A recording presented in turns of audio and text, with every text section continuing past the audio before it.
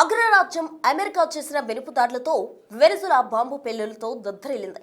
2 గంటల్లోనే అమెరికా సైన్యం తమ ఆపరేషన్ పూర్తి చేసింది.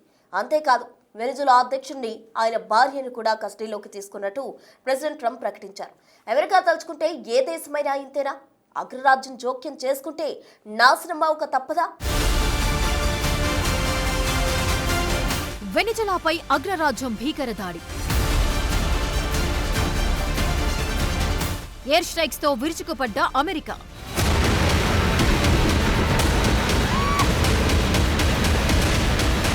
తెల్లవారుజామునే వెళ్లిపోయారు. టార్గెట్ మిస్ అవ్వకుండా దాడులు చేశారు. ప్రెసిడెంట్ ప్యాలెస్ ని కూడా తమ ఆధీనంలోకి తీసుకుని అధ్యక్ష దంపతులను అదుపులోకి తీసుకుని దేశం దాటించేశారు. ఇదంతా కేవలం 2 గంటల్లోనే పూర్తయిపోయింది. అమెరికా అనుకుంటే ఏ దేశాన్నైనా కొట్టేయగలదా? వెనిజులాపై ఎయిర్ స్ట్రైక్స్ తర్వాత ఈ ప్రపంచంలోని చాలా మందిలో తలెత్తుతున్న సందేహం ఇది.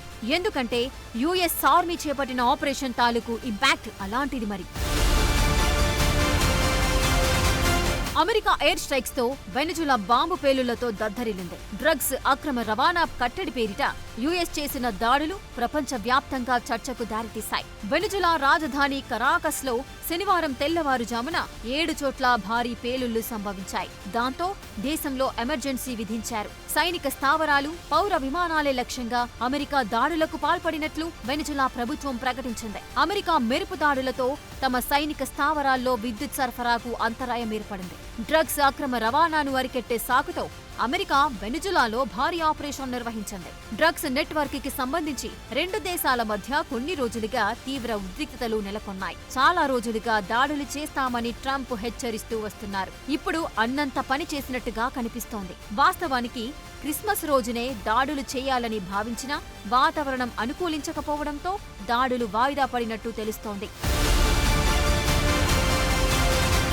వెనిజులాపై అమెరికా జరిపిన భారీ దాడిలో ఆ దేశ అధ్యక్షుడు నికోలస్ మదురోతో పాటు ఆయన భార్యని కూడా అదుపులోకి తీసుకున్నట్టు అమెరికా ప్రెసిడెంట్ డొనాల్డ్ ట్రంప్ ప్రకటించారు. దాడి తర్వాత అమెరికా ఆర్మీకి చెందిన డెల్టా ఫోర్స్ వెనిజులా ప్రెసిడెంట్ దంపతులను కస్టడీలోకి తీసుకుని దేశం బయటకు తరలించింది. అమెరికా లా ఎన్ఫోర్స్మెంట్ సమన్వయంతో ఇదంతా జరిగిందని, పూర్తి వివరాలు త్వరలో చెబుతామని ట్రంప్ ప్రకటించారు. అయితే మదురోను ఎలా అదుపులోకి తీసుకున్నారు, ఎక్కడికి తరలించారన్న దానిపై ట్రంప్ స్పష్టత ఇవ్వలేదు. తమ ప్రెసిడెంట్ ని అమెరికా కస్టడీలోకి తీసుకోవడంపై Venezuela vice president Delcy Rodriguez స్పందించారు. మదురో ఆయన సతీమణి ఎక్కడున్నారో తమకు తెలియదన్నారు. వారు సజీవంగానే ఉన్నారని తెలిపేలా ఆధారాలివ్వాలని అమెరికాను డిమాండ్ చేశారు. ప్రెసిడెంట్ నికోలస్ మదురో అమెరికా కస్టడీకి చిక్కడంతో వెనిజులా తమ సైనిక చర్య పూర్తయిందని యుఎస్ సెనేటర్ మైక్ లీ తెలిపారు. అగ్రరాజ్యం అధ్యక్షుడు ట్రంప్ చాలా రోజులుగా వెనిజులా ముఠాల నుంచి వస్తున్న డ్రగ్స్ అమెరికాను ముంచెత్తుతున్నాయని చెబుతున్నారు. ఈ ముఠాలతో వెనిజులా ప్రెసిడెంట్ నికోలస్ మదురోకు కూడా సంబంధాలున్నాయని, ఆయనే ఇంటర్నేషనల్ ఇల్లీగల్ డ్రగ్ నెట్వర్క్ ని నడిపిస్తున్నారని అమెరికా కూడా కొంతకాలంగా ఆరోపిస్తోంది. దాంతో నికోలస్ ప్రభుత్వాన్ని కూల్చడానికి ట్రంప్ ప్రభుత్వం ప్రణాళికలు రచిస్తోందనే వార్తలు, విశ్లేషణలు వినిపించాయి. ఈ ఆరోపణలను మదురో ఎప్పటికప్పుడు ఖండిస్తూ వచ్చారు. అయినప్పటికీ నికోలస్ అరెస్టుకు దారితీసే సమాచారాన్ని అందించిన వారికి $5 కోట్ల బహుమతిస్తామని అమెరికా గతంలోనే ప్రకటించింది. ఎయిర్ స్ట్రైక్స్ జరపడానికి ముందే కొన్ని నెలలుగా వెనిజులా సరిహద్దులకు దగ్గరగా అగ్రరాజ్యం భారీ స్థాయిలో సైనిక బలగాలను మోహరించింది. కరేబియన్ సముద్రంలో భారీగా బలగాలు, యుద్ధ నౌకలు, సబ్మెరైన్లు, అడ్వాన్స్డ్ ఫైటర్ జెట్లను మోహరించింది యుఎస్ ఆర్మీ. ఈ పరిణామాలన్నీ వెనిజులా లోపలే ఎవరో మదురోకు వ్యతిరేకంగా తిరుగుబాటు చేసేందుకు అమెరికా పరోక్షంగా ప్రోత్సహిస్తున్న సంకేతాలుగా విశ్లేషకులు భావించారు. 1989 తర్వాత ఓ లాటిన్ అమెరికన్ దేశంలో అమెరికా నేరుగా జోక్యం చేసుకోవడం ఇదే తొలిసారి. ఆ సమయంలో పనామాపై దాడి చేసి మిలిటరీ నేత మాన్యుయల్ నోరిగాను పదవీచ్యుతుడిని చేసింది అప్పటి అమెరికా ప్రభుత్వం. ఇప్పుడు మళ్లీ వెనిజులాపై భీకర దాడులు చేయడంతో పక్క దేశమైన కొలంబియా అప్రమత్తమైంది. సరిహద్దుల్లో భారీగా బలగాలను మోహరించింది. వాస్తవానికి అమెరికా దశాబ్దాలుగా అనేక దేశాల్లో అంతర్గత జోక్యం, సైనిక జోక్యం చేసుకుంటోంది. ఫలితంగా ఆ దేశాలు నాశనమైపోయిన దాఖలాలున్నాయి. ఇందుకు ఆఫ్ఘనిస్తాన్, ఇరాక్ లాంటి దేశాలే బెస్ట్ ఎగ్జాంపుల్. 9/11 దాడుల తర్వాత అల్ ఖైదాను అంతం చేసేందుకు అమెరికా ఆఫ్ఘనిస్తాన్లోకి దిగింది. 20 ఏళ్ల యుద్ధం తర్వాత అగ్రరాజ్యం వెనక్కి తగ్గింది. ఈ క్రమంలో లక్షలాది మంది ప్రాణాలు కోల్పోయారు. ఆ దేశం ఆర్థికంగా చితికిపోయింది. 2 దశాబ్దాల తర్వాత మళ్లీ తాలిబాన్ల పాలనలోకి వెళ్లింది. సద్దాం హుస్సేన్ దగ్గర వారణాయుధాలున్నాయనే ఆరోపణతో ఇరాక్ పై దాడికి దిగింది అమెరికా.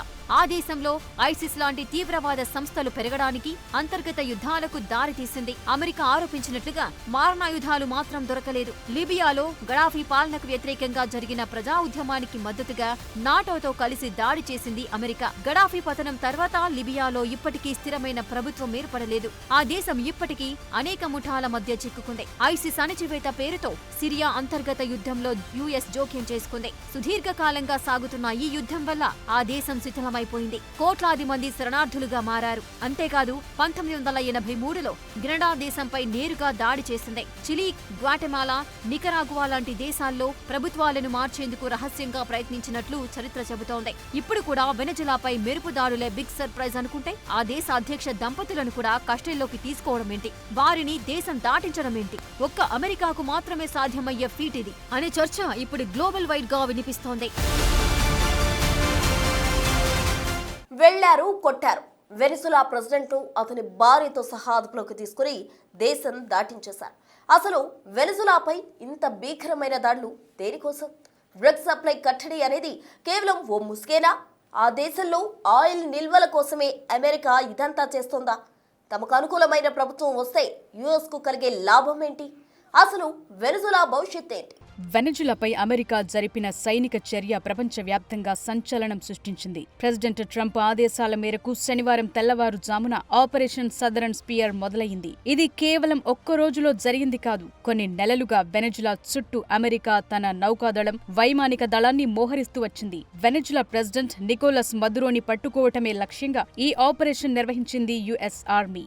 అమెరికా సైన్యానికి చెందిన అత్యంత శక్తివంతమైన డెల్టా ఫోర్స్ కమాండోలు ఈ సీక్రెట్ ఆపరేషన్ లో పాల్గొని మదురుతో పాటు ఆయన భార్యను కూడా అదుపులోకి తీసుకుని దేశం దాటించేశారు. ఆపరేషన్ సదరన్ స్పియర్ లో యుఎస్ చాలా వ్యూహాత్మకంగా వ్యవహరించింది. కొన్ని నెలల ముందు నుంచే కరేబియన్ సముద్రంలో భారీ యుద్ధ నౌకలను మోహరించింది. వెనజులాకు వచ్చే చమురు ట్యాంకర్లను అడ్డుకుంది. శనివారం తెల్లవారుజామున 2 గంటల సమయంలో అమెరికా స్పెషల్ ఫోర్సెస్ రాజధాని కారకాస్ లోకి ప్రవేశించి నికోలస్ నివాసాన్ని చుట్టుముట్టాయి. కొందరు వెనజులా సైనిక అధికారులు అమెరికాకు సహకరించినట్లు వార్తలొస్తున్నాయి. ఇదే సమయంలో కారకాస్ లోని సైనిక స్థావరాలు, ఎయిర్ బేస్లే లక్ష్యంగా అమెరికా బలగాలు ఎయిర్ స్ట్రైక్స్ చేశాయి. వెనజులా సైన్యం ఒకరికొకరు సమాచారం పంచుకోకుండా సిగ్నల్ యాంటెనాలను, విద్యుత్ కేంద్రాలను ధ్వంసం చేశారు. అమెరికా గన్షిప్ హెలికాప్టర్లు నగరంలోని వ్యూహాత్మక ప్రాంతాలపై రాకెట్లతో దాడులు చేశాయి. ఇలా వెనజులా ప్రెసిడెంట్ ని క్యాప్చర్ చేయటంలో అమెరికా సేనలు సక్సెస్ అయ్యాయి. వెనజులా పరిణామాలు ఓ దేశ రాజకీయ సంక్షోభం మాత్రమే కాదు, ప్రపంచ భౌగోళిక రాజకీయాల చదరంగంలో కీలక ఘట్టమనే చెప్పాలి. అమెరికా జోక్యం, డ్రగ్స్ ఆరోపణలు, ఆయిల్ నిల్వల చుట్టూ తిరుగుతోన్న ఈ పరిణామాల వెనుక అనేక లోతైన కారణాలున్నాయి. వెనజులా ప్రపంచంలోనే అత్యధిక చమురు నిల్వలు కలిగిన దేశం. సౌదీ అరేబియా కంటే కూడా ఇక్కడ ఎక్కువ ఆయిల్ ఉంది.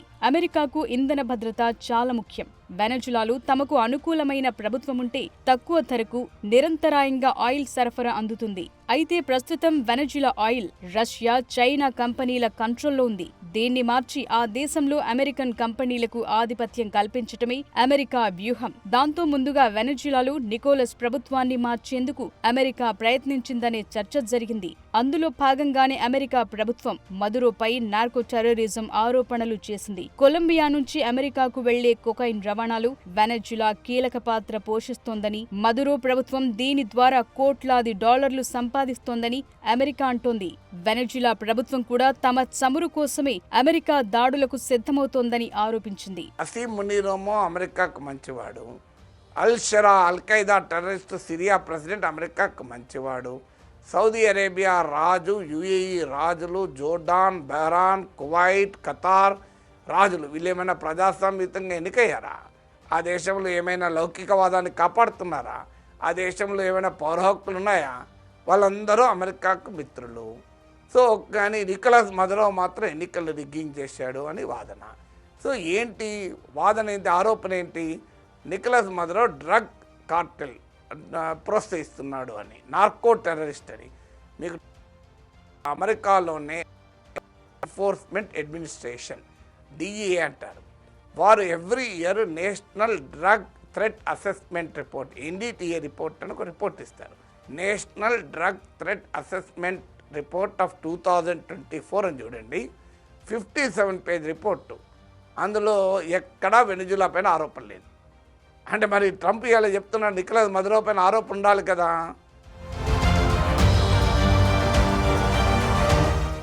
డ్రగ్స్ కంట్రోల్ అనేది అంతర్జాతీయంగా ఏ దేశంపై అయినా దాడి చేయటానికి, ఆంక్షలు విధించడానికి బలమైన నైతిక కారణాన్నిస్తుంది. అయితే కేవలం డ్రగ్స్ కోసమే ఇంత భారీ స్థాయిలో సైనిక చర్యకు పాల్పడటమే ఎవరికీ అర్థం కావటం లేదు. అందువల్ల ఇదొక ముసుగు మాత్రమేననే వాదనకు బలం చేకూరుస్తోంది. వెనజులాలో తమకు అనుకూలమైన ప్రభుత్వం ఏర్పడితే అమెరికాకు అనేక లాభాలున్నాయి. వెనజులా చమురు బావుల పునర్నిర్మాణం, వెలికితీత కాంట్రాక్టులు అమెరికన్ కంపెనీలకు దక్కుతాయి. లాటిన్ అమెరికాలో రష్యా, చైనా ప్రభావాన్ని తగ్గించడం అమెరికాకు చాలా ముఖ్యం. వెనజులాలో ఆర్థిక వ్యవస్థ కుప్పకూలటం వల్ల లక్షలాది మంది ప్రజలు అమెరికాకు వలస వెళుతున్నారు. అక్కడ స్థిరమైన ప్రభుత్వం వస్తే వలసల సమస్య తగ్గుతుందనే చర్చ జరుగుతోంది. అమెరికా మెరుపు దాడితో వెనజులాకు ఎటు పాలుపోవటం లేదు. ప్రెసిడెంట్ దంపతులని యుఎస్ ఆర్మీ క్యాప్చర్ చేయటంతో దాని భవిష్యత్తేంటనే ప్రశ్న తలెత్తుతోంది. ఇప్పుడున్న పరిస్థితుల్లో వెనజులాలో అంతర్గత తిరుగుబాటు మొదలై సైన్యం గనుక మదురోకు మద్దతు ఉపసంహరించుకుంటే ప్రభుత్వం వెంటనే పడిపోతుంది. మరోవైపు అమెరికా ఆర్థిక ఆంక్షలతో వెనజులా ప్రజలు ఆకలితో అలమటిస్తున్నారు. ఇది ఎంతకాలం కొనసాగుతుందనేది అంతుపట్టడం లేదు. మళ్లీ ఎన్నికలు జరిగి అంతర్జాతీయ సమాజం గుర్తించే నాయకుడు అధికారంలోకి వస్తేనే ఆ దేశానికి విదేశీ పెట్టుబడులు వచ్చే అవకాశం ఉంటుంది. వెనజులా సంక్షోభం ప్రజాస్వామ్యం, డ్రగ్స్, మానవ హక్కుల పోరాటంలా కనిపిస్తున్నప్పటికీ దాని మూలాలు మాత్రం ఆయిల్, గ్లోబల్ పవర్ చుట్టూనే తిరుగుతున్నాయి.